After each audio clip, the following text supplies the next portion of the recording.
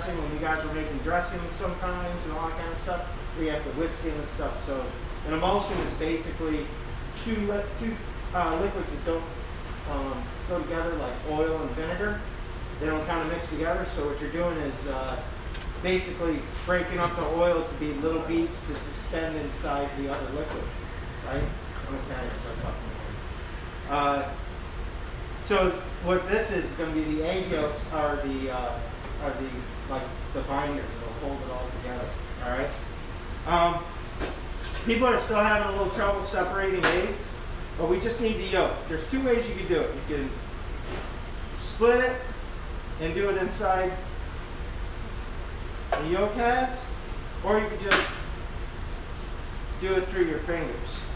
Some people find the fingers are a lot easier because then you can get it off of there. And remember cracking your eggs on a flat surface.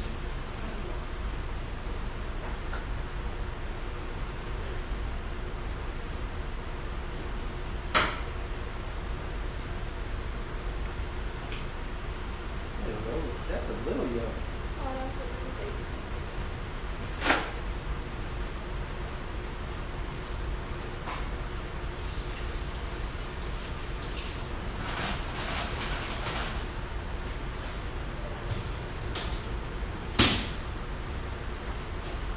Alright, so when you're reading through this recipe, you got your yolks, you got lemon juice, white pepper, Worcestershire, water, and then a cup of melted butter.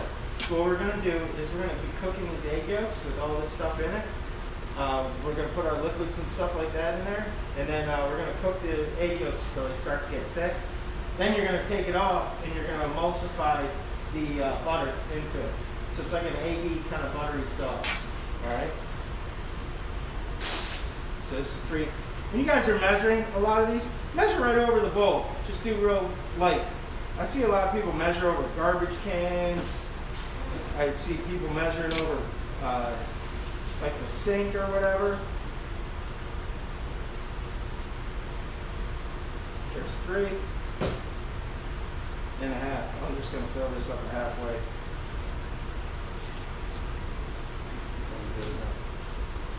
If you're going to do a 1/2 tablespoon, what would that be? For a 1/2 tablespoon. Any teaspoons? How many teaspoons is in a 1/2 tablespoon? 1.5 teaspoons. So if you really wanted to measure it out, you'd do 1 teaspoon and a 1/2 teaspoon measure, and you get that. Alright, the Worcestershire is 1/8 of a teaspoon, which we actually do have 1/8 of a teaspoon on here. Don't try pouring it in there. Bring it up to the top and just kind of dip it in there to get that 1/8 of a teaspoon. If you try to pour it into that, it'll go everywhere. And you'll lose half your Worcestershire sauce. And when you're paying for it, that's very important. A pinch of white pepper, basically exactly what it says. Just a little pinch. Like a little extra. So we got our yolks, our lemon juice, our white pepper, and Worcestershire in there. And now you want to get your water for a double boiler just at a little light simmer. You don't want it too high because you end up curdling the eggs and making scrambled eggs. You don't want the eggs to curdle at all. Alright?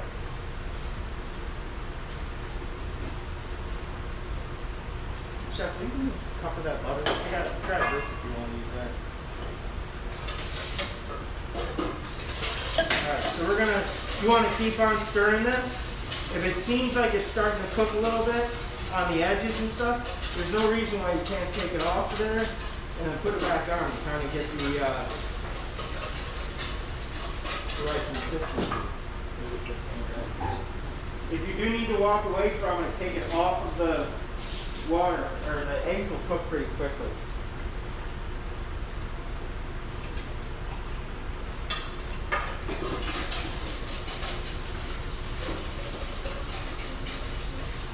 A lot of times when I learned how to make hollandaise at the CIA, the chef that I worked with, he would say, cook your eggs until you can see a figure 8 in there. So if you're taking your whip and making a figure 8, once you kind of see the figure eight, that's when you know the eggs are thick enough.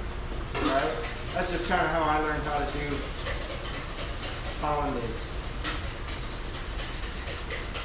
So we already got our acid in there, being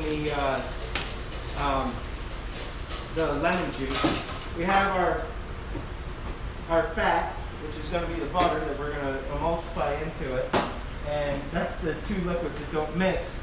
And then the egg yolks are the stabilizer to kind of hold this all together and obviously add a lot of flavor.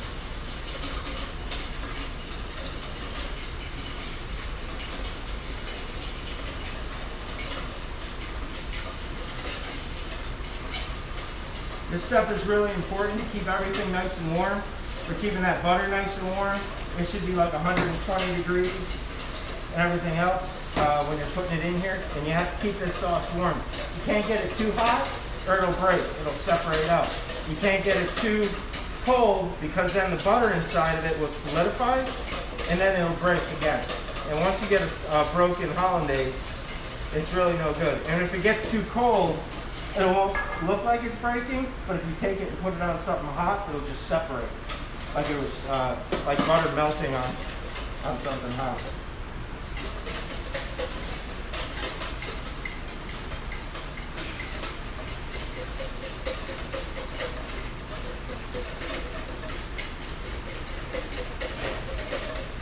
I didn't do a demo on this Tuesday when I should have because I really kind of need to see like some of the stuff. Now you can see it's just starting to kind of get a little thick.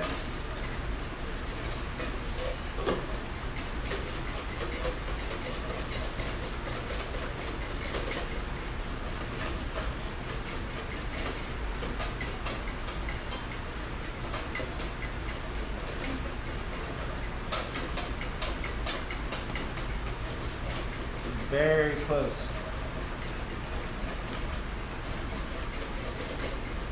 Now, if you didn't have any of the acid and stuff like that in it, and you were just doing the egg yolks or whatever, sometimes the egg yolks will get thick and then thin again and then thick until they're actually cooked.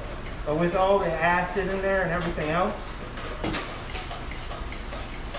you can see pretty good. So you guys can see where this is thick right here, where you can pretty much see kind of like the eight where it's all coming through. So now we have the egg yolks that are nice and thick now. Alright, so they're cooked up to the right temperature, cooked up to where it needs to be.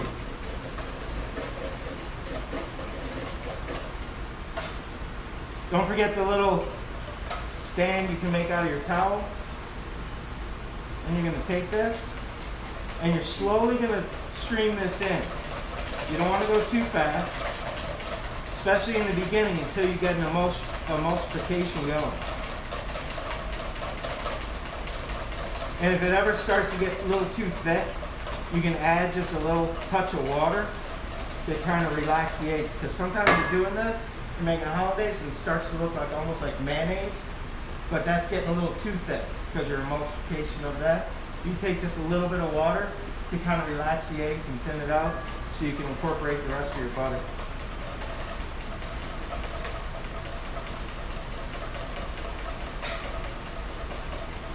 And you want to incorporate all the butter into it.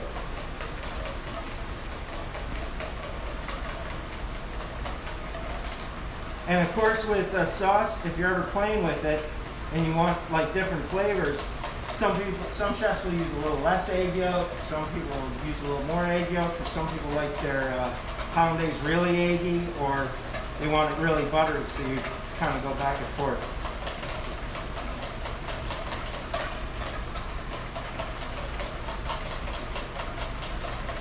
See, and you guys can see right here how the emulsification is staying all together. It's keeping into a sauce, all right?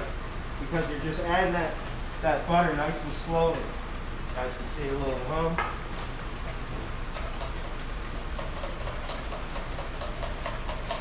And you can go towards the end, you can go a little bit faster, but don't go too fast. You don't want to get too cocky with the sauce.